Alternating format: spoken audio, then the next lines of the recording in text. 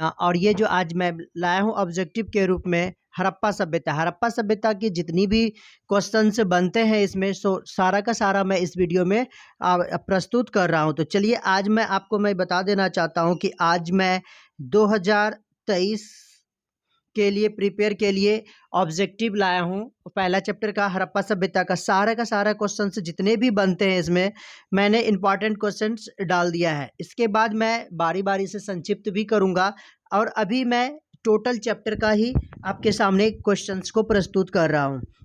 तो पहला क्वेश्चन है आपके सामने में, हड़प्पा सभ्यता का कौन सा स्थल सबसे पहले प्रकाश में आया था? कौन सा सबसे पहले प्रकाश में आया था ये बताना है आपको। हड़प्पा सभ्यता का मोहनजोदड़ो, हड़प्पा, लोथल या फिर कालीबंगान। तो इसका जो राइट आंसर हो जाएगा हड़प्पा हो जाएगा, क्योंकि यही स्थल जो है सबसे पहले प्रकाश में आए थे और इसके जो खोजकर्ता थे दयाराम साहनी थे। अभी मैं हम लोग आगे क्वेश्चंस भी करेंगे, यानी कि आप ये अगर पूरा क्वेश्चंस देख लेते हैं तो आपको जो है कहानियाँ भी समझ में आ जाएगी। तो चलिए मैं आगे बढ़ता हूँ। हड़प्पा सभ्यता को किस युग में रखा गया है? हड़प्पा सभ्यता को मैं बता दूं कि यहाँ पे कांस्य युगीन में रखा गया है, क्योंकि वहाँ पे कांसा जो है के बर्तन वगैरह वस्तु वगैरह ज़्यादा मिले थे, इसलिए इसको कांस्य युग में रखा गया है। और इसी से पता भी चला था कि यहाँ के लोगों को थोड़ा सा धातु की जानकारियाँ थी, यानी कि यहाँ पे जो है टेक्नोलॉजी प्रौद्योगिकी भी विकसित थी, ताकि इसलिए पता चला कर पाए ये लोग, क्योंकि कांसा का निर्माण टीन और तांबा से होता था। इसलिए इतिहासकारों ने क्या किया था इसके बारे में जानकारियां बताई। नेक्स्ट है, हड़प्पा के उत्खननकर्ता कौन थे? तो हड़प्पा के उत्खननकर्ता दयाराम साहनी, एसर राव, राखलदास या फिर कोई नहीं। तो देखिए हड़प्पा की जो खोज की थी दयाराम साहनी ने किया था। किसने किया था? दयाराम साहनी ने। मैं बता दूं कि 1921 ईस्वी में इन्होंने हड़प्पा सभ्यता की खोज की। नेक्स्ट, मनके बनाने का कारखाना कहाँ से प्राप्त होती है? तो देखिए मनके बनाने का कारखाना मैं बता दूं आपको, जो ये मिला है हमको लोथल से प्राप्त हुई है, और लोथल के अलावे भी जो है क्या कुछ जगहों से ये प्राप्त हुए हैं, लेकिन इसमें आपको मैं बता दूं कि ऑप्शन नहीं है। और मैं ये भी आपको बता देना चाहता हूं कि ये जो मनके होते हैं वास्तविक में है क्या। मनके का मतलब ये हो गया कि जैसे क्या आभूषण वगैरह जो तैयार किए जाते थे मुख्य रूप से उन्हें ही मनके के अंतर्गत रखा गया था। क्योंकि देखिए मनके का कारखाना चहुंद्रों से भी प्राप्त हुए हैं, लेकिन इस ऑप्शन में चहुंद्रो नहीं है, तो कहीं कहीं अगर आपको चहुंद्रो मिल जाएगा तो आप चहुंद्रो पे भी क्लिक कर सकते हैं। ओके, नेक्स्ट हम लोग चलते हैं, विशाल स्नानागार कहाँ से प्राप्त हुआ है? तो विशाल स्नानागार मोहनजोदड़ो से प्राप्त हुआ था। और बता दूं कि इस विशाल स्नानागार का जो प्रयोग किया जाता था ये अनुष्ठानिक में ज़्यादा से ज़्यादा होता था, यानी कि बड़े बड़े त्यौहार वगैरह में ज़्यादा से ज़्यादा किया जाता था। नेक्स्ट है, सिंधुवासी किस देवी की सबसे अधिक पूजा करते थे? तो देखिए सिंधुवासी जो थे ये मातृ देवी की सबसे अधिक पूजा करते थे, और इतिहासकार ने इस पे निर्णय इसलिए लिया क्योंकि यहाँ से जो साक्ष्य मिले हैं ये साक्ष्य जो है मातृ देवी की ओर क्या करता था, झुकाव ज़्यादा था, इसलिए मातृ देवी की ओर। मातृ देवी में जैसे लक्ष्मी हो गया, काली हो गया, दुर्गा हो गई, ये सब मातृ देवी के अंतर्गत आते हैं। लिख चूँकि यहाँ पे तीनों ऑप्शन में आप देख सकते हैं सब में क्या है, एक स्त्री का ही नाम है, तो सबों को हम क्लिक नहीं कर सकते हैं, इसलिए मातृ देवी ही आपका सटीक आंसर हो जाएगा। नेक्स्ट है, हड़प्पा लिपि कैसे लिपि थी? तो देखिए हड़प्पा जो थी ये यहाँ पे मैंने लिखा है RL, मतलब right to left, left to right, up and down, down and up, मतलब इस प्रकार से लिखी जाती। तो लिखने का जो इनका तरीका था राइट टू लेफ्ट ये लोग लिखते थे। चलिए नेक्स्ट हम लोग चलते हैं, राखलदास को मोहनजोदड़ो के अवशेष कब मिले? तो यहाँ पे 1920, 21 है, 22 है, 23 है, यानी कि राखलदास को मोहनजोदड़ो के अवशेष जो है 1922 ईस्वी में मिले हुए थे। नेक्स्ट हम लोग की बढ़ते हैं, लोथल किस नदी किनारे स्थित है? तो लोथल की बात अगर की जाए तो लोथल किस नदी किनारे स्थित है? तो लोथल भोगवा नदी के किनारे स्थित है। ओके, क्योंकि ये सिंध में तो मोहनजोदड़ो हो गया था। रावी हड़प्पा, देखिए यहाँ पे रावी इस तरह से होगा, मिस्टेक हो गया था थोड़ा सा। एशियाटिक सोसाइटी की स्थापना कब हुई थी? तो एशियाटिक सोसाइटी की स्थापना जो है बंगाल में की गई थी विलियम जोन्स के द्वारा 1784 ईस्वी में। तो देखिए एशियाटिक सोसाइटी की स्थापना किसने की थी? तो विलियम जोन्स भी आप लोग कह सकते हैं।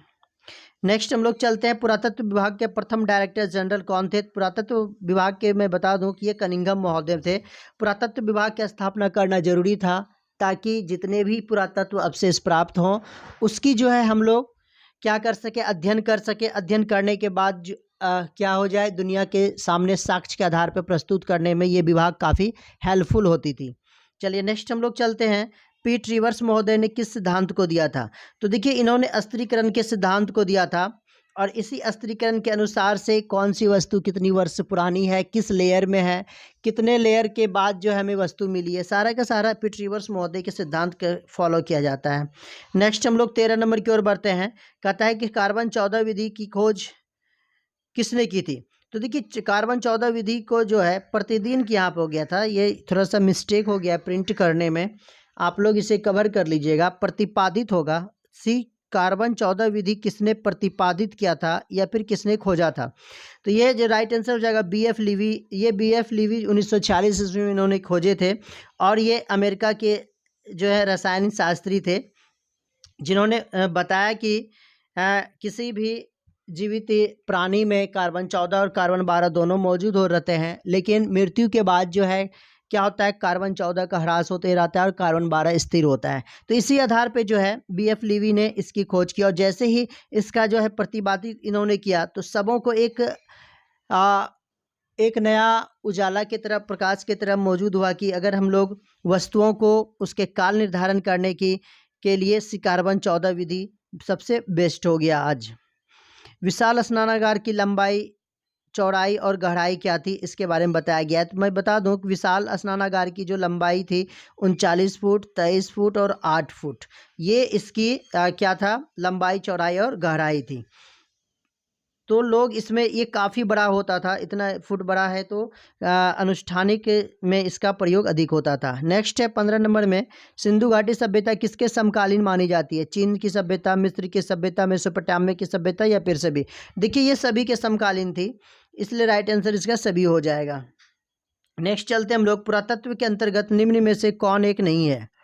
तो देखिए पुरातत्व चूंकि धरती के नीचे से प्राप्त होता है तो पुरातत्व उसको हम लोग कहते हैं, लेकिन यहाँ पे साहित्य धरती के नीचे नहीं होगा, ये साहित्य ऊपर में ही रहते हैं, इसलिए इसको राइट आंसर हो जाएगा 1। नहीं है इसलिए 1 हो जाएगा। अगर कहते हैं कि पुरातत्व कौन है तो सिक्का भी पुरातत्व है, अभिलेख भी है और भवना अवशेष भी है। ये भवना अवशेष होता है, भवन के अवशेषों को भवना अवशेष कहा जाता है। नेक्स्ट है, मोहनजोदड़ो किस नदी किनारे स्थित है? मोहनजोदड़ो के बारे में पूछा गया है कि ये किस नदी किनारे स्थित है, तो मोहनजोदड़ो सबको पता है कि ये सिंधु नदी के किनारे स्थित है। ओके। नेक्स्ट, हड़प्पा सभ्यता भारत के किस भाग में विकसित हुई? तो देखिए हड़प्पा सभ्यता के बारे में पूछा जाए तो ये भारत के किस भाग में स्थित हुई है, तो मैं बता दूं कि ये पश्चिम उत्तर भाग में, यानी कि पश्चिम और उत्तर के बीच में, तो ये राइट आंसर हो जाएगा आपका C। नेक्स्ट हम लोग चलते हैं, सिंधु घाटी सभ्यता में हल का प्रमाण मिला है। हल का प्रमाण कहाँ से मिला है? देखिए जितने भी आप देख रहे हैं ये सब सिंधु घाटी सभ्यता के महान जो है नगर हैं और इन्हीं नगरों की खुदाई की गई थी और खुदाई में बहुत सारे चीज़ों का प्रमाण मिला है, तो उसमें से आपसे पूछा गया हल के बारे में, तो राइट आंसर आपका हो जाएगा कालीबंगान। नेक्स्ट चलते हैं, सिंधु घाटी के निवासियों को किस धातु का ज्ञान नहीं था? तो देखिए उनके पास ये लोग सोना चांदी का तो इसको ज्ञान था ही, क्योंकि इसका ये लोग आयात निर्यात वगैरह करते थे। काफ़ी कुछ मिला है व्यापार वाणिज्य में, जब इतिहासकारों ने व्यापार की ओर ध्यान दिया तो मिला था। लेकिन यहाँ से आपको लोहे का एक भी साक्ष्य नहीं मिला है, तो लोहे का एक भी साक्ष्य नहीं मिला है। एक तांबा भी तो प्राप्त हुआ ही था, तो राइट आंसर हो जाएगा लोहा जो है यहाँ पे नहीं मिला। और जब लोहे का अवशेष नहीं मिला है यहाँ पे, तो इसके आधार पे यहाँ के इतिहासकारों ने बताया कि उम्मीद है कि इसे अस्त्र शस्त्र का भी ज्ञान ना रहा होगा और ये लोग युद्ध में कम विश्वास किया करते थे। चलिए नेक्स्ट क्वेश्चन की ओर बढ़ते हैं हम लोग। कहता है हड़प्पा सभ्यता कैसी सभ्यता थी? ग्रामीण सभ्यता, अर्धग्रामीण थी, नगरीय थी या फिर आंशिका नगरीय थी? मतलब ये अंश की ओर। तो हड़प्पा सभ्यता नगरीय सभ्यता थी। यहाँ के सड़क व्यवस्था, जल निकास प्रणाली, यानी कि कुछ ऐसी चीज़ें थी जिससे ये महसूस कराया गया कि यहाँ की सभ्यता कैसी सभ्यता होगी, तो नगरीय सभ्यता थी। नेक्स्ट हम लोग चलते हैं 22 की ओर। कहता है मोहनजोदड़ो की सड़क पद्धति किस पर आधारित थी? जाल पद्धति, रस्सी पे, मिट्टी या सभी? देखिए मोहनजोदड़ो की सड़क पद्धति जो ये ग्रिड प्रणाली इसको कहा जा सकता है या फिर जाल पद्धति कहते हैं। क्योंकि हम लोग जानते हैं कि सड़क पद्धति जो होती थी यहाँ पे 90 डिग्री पे ये क्या होता था, टर्न ओवर करती थी। जैसे देखिए आज के ज़माने का, देखिए मैं बता देना चाहता हूँ, आज सड़क आपको इस प्रकार के मिल जाएंगे, लेकिन मोहनजोदड़ो की अगर सड़क पद्धति की बात की जाए तो यहाँ पे अगर टर्निंग होता था तो आपको यहाँ पे 90 डिग्री करके ही ये आगे मुड़ा जाता था। लेकिन अभी के में क्या होता है कि अभी ऐसे टेढ़ा मेढ़ा भी आपको मोड़ मिल जाते हैं। तो ये जो वहाँ की खासियत थी। नेक्स्ट है 23 नंबर में, हड़प्पा सभ्यता कि सामाजिक जीवन कैसा था। तो देखिए यहाँ पे लोग शाकाहारी मांसाहारी भी थे, आभूषण के भी शौकीन थे और मिट्टी धातु के बर्तन का भी ये लोग प्रयोग करते थे। तो राइट आंसर आपका हो जाएगा डी, जो कि सभी आंसर है। नेक्स्ट है हड़प्पा सभ्यता का धार्मिक जीवन कैसा था। धार्मिक जीवन के बारे में पूछा गया है। मातृ देवी की पूजा करते थे। यहाँ पे देखिए मातृ थोड़ा सा मिसप्रिंट हो गया है, मातृ मातृ ओके। कुबर वाला बैल, यहाँ पे भी मिसप्रिंट, बैल पूजनीय था, तंत्र मंत्र में विश्वास रखते थे। ये सभी जो है इनके धार्मिक जीवन में मौजूद था, इसलिए राइट आंसर आपका सही हो जाएगा, सभी हो जाएगा। सबसे पहले किन पशुओं को पालतू बनाया गया। तो सबसे पहले हम लोग 11th में ही पढ़ चुके हैं कि प्राचीन काल से ही सबसे पहले जो है कुत्ता को क्या गया था, पालतू बनाया गया था। नेक्स्ट है मोहनजोदड़ो का अर्थ है बाल्मों का टीला, मृतकों का टीला। तो राइट आंसर देखिए मोहनजोदड़ो का अर्थ मृतकों का टीला, सिंध का बाग, ये सब कुछ उपनाम के नाम से भी जाने जाते थे। कौन, मोहनजोदड़ो। नेक्स्ट है मोहरे किन पत्थर के बने होते थे। देखिए मोहरे जो होती थी सेलखरी पत्थर की बनी होती थी, काफ़ी हार्ड होती थी, काफ़ी मजबूत होती थी, इसलिए मैं यहाँ पे राइट आंसर हो जाएगा आपका सेलखरी। नेक्स्ट है हड़प्पा सभ्यता में अधिकांश मोहरे किस प्रकार की थी। घनाकार था, घनाभकार था, गोलाकार का था या फिर आयताकार था। देखिए हड़प्पा सभ्यता की जो मोहरे हैं वो आयताकार थी। कैसी थी, आयताकार थी। नेक्स्ट हम लोग चलते हैं, विशाल स्नाना का निर्माण किससे की गई थी। ईंट बालू से, बालू प्लास्टर से, ईंट प्लास्टर से, मिट्टी ईंट से। तो देखिए इसमें क्या जो राइट आंसर हो जाएगा आपका ईंट और प्लास्टर से विशाल स्नानागार जो कि मोहनजोदड़ो में प्राप्त हुए हैं, ईंट और प्लास्टर से की गई थी, पेरिस। नेक्स्ट है विशाल स्नानागार से सीढ़ियाँ किस दिशा में होती थी। विशाल स्नानागार जो बनाया गया था इसकी सीढ़ियाँ पूछा गया आपसे, तो सीढ़ियाँ किस ओर होती थी। तो इसका राइट आंसर हो जाएगा उत्तर से दक्षिण की ओर।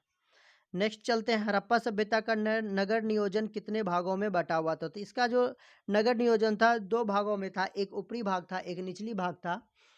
दोनों ही भाग में अलग अलग तरह के काम किए जाते थे। नेक्स्ट है 37 नंबर में आ गए हम लोग। कहता है हड़प्पा सभ्यता की ईंट की लंबाई, चौड़ाई एवं ऊंचाई का अनुपात क्या था। तो हड़प्पा सभ्यता की ईंट की जो लंबाई चौड़ाई थी, ये मैं आपको बता दूं कि ये 4:1 यानी कि राइट आंसर सी हो जाएगा। इसकी लंबाई, चौड़ाई और ऊंचाई थी। नगर दुर्ग नगर योजना के किस भाग में स्थित था। नगर दुर्ग नगर योजना के किस भाग में, पश्चिम, पूर्वी, उत्तरी या फिर दक्षिणी भाग में था। तो मैं इसका राइट आंसर हो जाएगा आपका पश्चिमी। 39 देखते हैं हम लोग। कहता है तिथि निर्धारण की वैज्ञानिक विधि को क्या कहता है। अभी मैंने जस्ट बताया था ऊपर में, तो कार्बन 14 विधि इसको कहते हैं। नेक्स्ट है हड़प्पा सभ्यता का विस्तार पूर्व से पश्चिम में कितना किलोमीटर था। विस्तार पूर्व से पश्चिम पूछा गया है, तो पूर्व से पश्चिम कितना था, 1600 किलोमीटर तक था इसका विस्तार। सिंधु सभ्यता में डैश की उपासना की जाती थी। देखिए अब यहाँ पे आपको फिल इन द ब्लैंक के रूप में आ गया था कि सिंधु सभ्यता में किसकी उपासना सबसे अधिक होती थी। तो मैंने पहले अभी बताया था मातृ देवी। राइट आंसर क्या हो जाएगा, मातृ देवी आपका राइट आंसर हो जाएगा।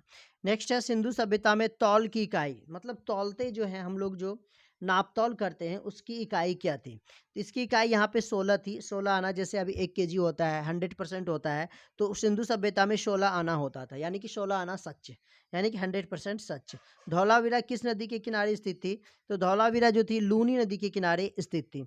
अब नेक्स्ट है कि हड़प्पा सभ्यता का क्षेत्रफल कितना आया था। हड़प्पा सभ्यता का क्षेत्रफल जो था 12,99,660 वर्ग किलोमीटर था। नेक्स्ट हम लोग चलते हैं, हड़प्पा संस्कृति की विशेषताएं क्या थी। क्या विशेषताएं थी, नगर नियोजन, जल निकास प्रणाली, सड़क व्यवस्था या फिर ये सभी। देखिए हड़प्पा संस्कृति की अगर विशेषताएं की बात की जाए तो ये सभी के सभी मौजूद थी। नेक्स्ट हम लोग चलते हैं, हड़प्पा सभ्यता के लोगों की अर्थव्यवस्था का मूल आधार क्या था। कृषि, पशुपालन, व्यापार या फिर सभी। तो इसमें से मैं बता दूं कि इनमें से सभी आपका क्या हो जाएगा, राइट आंसर हो जाएगा। नेक्स्ट 47 में चलते हैं। कहता है कि हड़प्पा सभ्यता की प्रमुख विशेषताएं यहाँ की डैश प्रणाली थी। देखिए यहाँ पे अप्पा हो गया है, अप्पा नहीं, यहाँ पे हड़प्पा होगा। हड़प्पा सभ्यता की प्रमुख विशेषताएं क्या थी यहाँ पे? तो नगर नियोजन था। क्या हो जाएगी? कैसी प्रणाली थी ये? नगरीय प्रणाली थी। तो हम लोग नगरीय प्रणाली यहाँ पे लिख सकते हैं। ओके, नेक्स्ट 48 में चलते हैं। जॉन मार्शल पुरातत्व सर्वेक्षण विभाग के डायरेक्टर कब बने थे? जॉन मार्शल के बारे में पूछा जाता है कि ये कब बने थे, तो राइट आंसर हो जाएगा 1924 ईस्वी। हड़प्पा किस नदी किनारे अवस्थित था? तो हड़प्पा किस नदी किनारे स्थित था? तो ये रावी नदी के किनारे हड़प्पा क्या था? मौजूद था। ओके, नेक्स्ट की ओर बढ़ते हैं। हड़प्पा सभ्यता का प्रशासन पूछा गया है कि हड़प्पा सभ्यता का प्रशासन कैसा था? प्रशासन कैसा था? राजतंत्रात्मक था, लोकतंत्रात्मक था, नगर जैसा था, नगर पालिका जैसा था, या फिर गणतंत्र था? तो देखिए हड़प्पा सभ्यता का प्रशासन जो था नगर पालिका जैसा था। तो राइट आंसर आपका सी हो जाएगा।